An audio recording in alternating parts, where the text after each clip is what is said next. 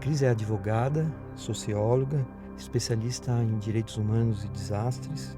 Tem uma carreira super sólida no governo federal e universidades na área de direitos humanos. Tem um mestrado em assistência humanitária, um doutorado na UNB e responsável pela área de direitos humanos na Fundação Renova.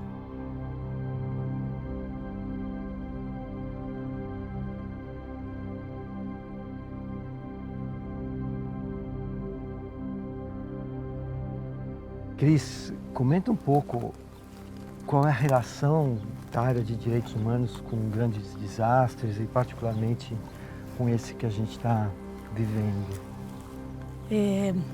Bom, o tema dos desastres ele interage muito, né, com o tema de direitos humanos.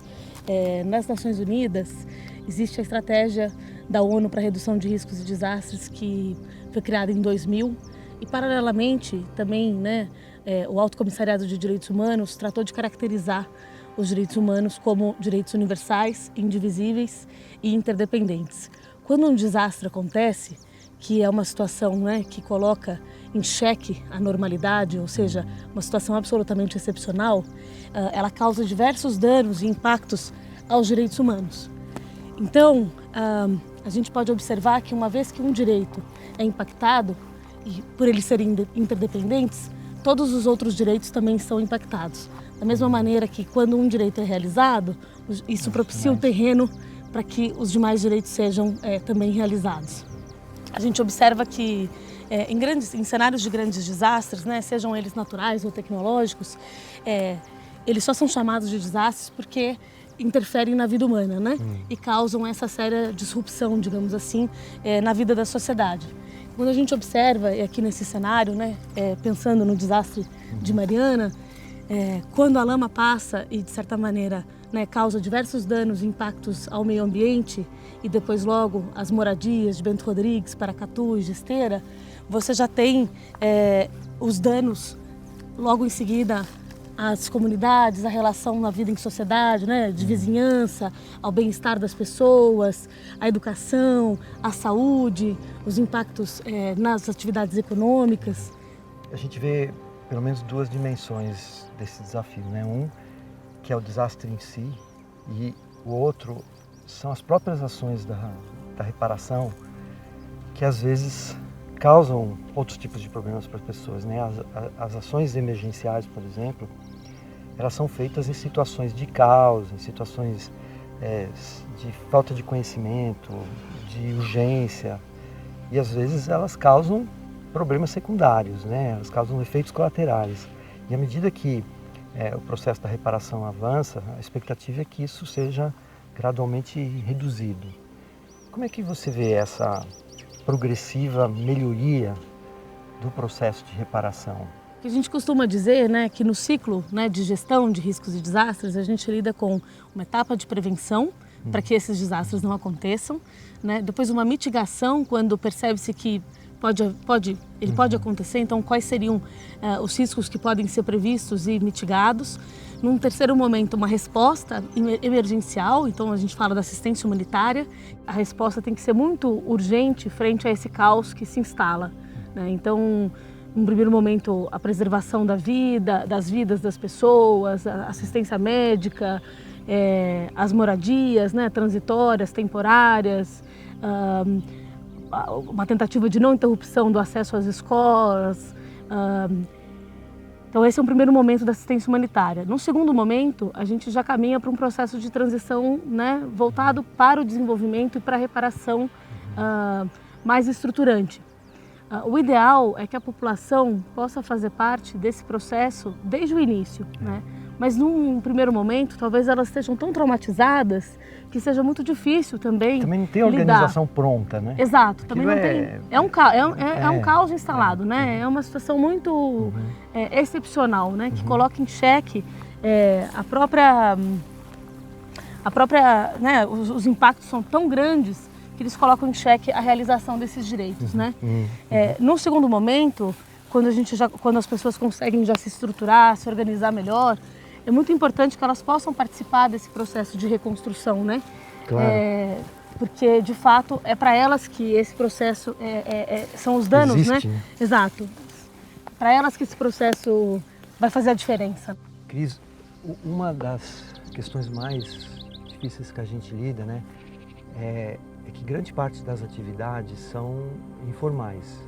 Como é que a gente lida com uma situação como essa? Como é que como é que a área, o mundo dos direitos humanos trabalha com essa situação real, né?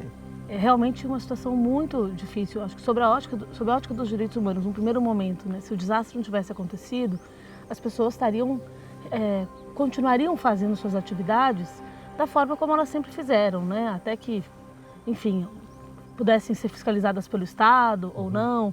Assim, a gente tem que fazer uma separação. Aquelas que estão no âmbito da formalidade, não há controvérsia sobre aquilo, né? Elas comprovam o dano, esse dano é materializado, ele é mensurado e ele pode ser devidamente indenizado, reparado daquela forma. A informalidade, ela já traz um desafio em relação a a possibilidade de mensurar esse dano, né? Porque a pessoa também não consegue, de certa maneira, tangibilizar ou trazer para a realidade, materializar aquele trabalho que ela realizava de maneira informal.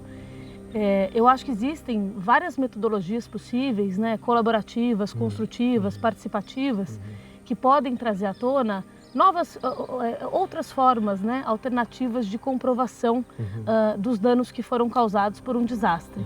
Um desafio que a gente vê claramente é o desafio da informação, né? É claro que há que a gente chama de assimetria de informação, né?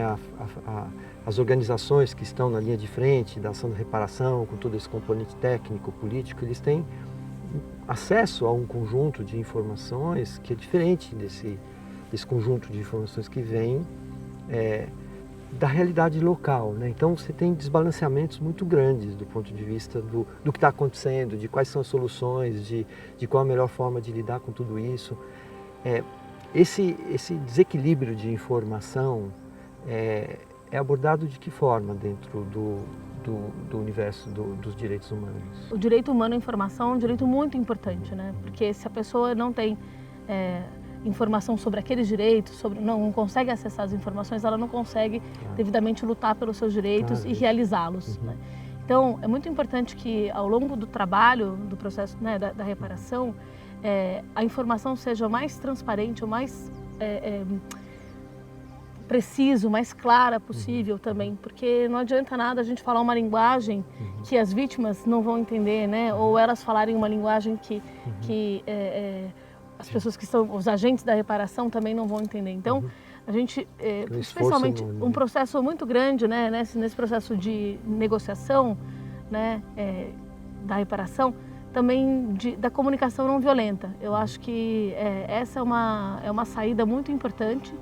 É claro que tem um dilema muito sério, né, em relação ao tempo, porque o tempo para os atingidos, né, não é o tempo da reparação, né? Muitas vezes o processo, assistência humanitária, como eu disse, é logo ali, né, pós-desastre, mas o processo de desenvolvimento, né, de retomada das atividades, de retomada do crescimento econômico, do desenvolvimento social, ele leva um certo tempo, né? E a gente não está lidando com cenários em que as populações que foram atingidas viviam num ambiente de desenvolvimento socioeconômico alto, né?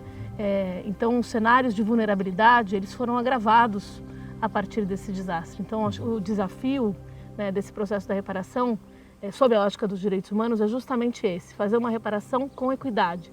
O que significa que seria adaptar as regras, né, às diferenças desses públicos, né? Então, dos públicos idosos, dos públicos, enfim, né, dos grupos vulneráveis, sejam eles pessoas idosas, com deficiência, crianças, adolescentes, e também aquela camada da população que se encontra num processo de empobrecimento ou num processo de uma condição de vulnerabilidade, né, em situação de vulnerabilidade. Cris, eu preciso te agradecer demais. Acho que você é uma pessoa que tem uma longa carreira, não tem, né, um longo envolvimento com isso. A sua disposição de entrar nesse desafio, de nos ajudar, de trazer luz para todos esses dilemas é fundamental. Acho que a gente, aos pouquinhos, né, vai conseguindo construir um conjunto de conhecimentos mesmo, de abordagens, de diferentes dimensões para esse desafio da reparação. E ter você envolvido e perto é fundamental para a gente. Obrigado. Eu que agradeço, é uma honra para mim poder dividir esses espaços com vocês e quero muito poder contribuir, né, e chamar toda a sociedade, né, e de fato as pessoas, né, que podem, sejam experts, sejam das comunidades, que possam nos ajudar nesses dilemas que a gente abordou aqui nesse momento. Muito obrigada. Obrigado a você, imagina.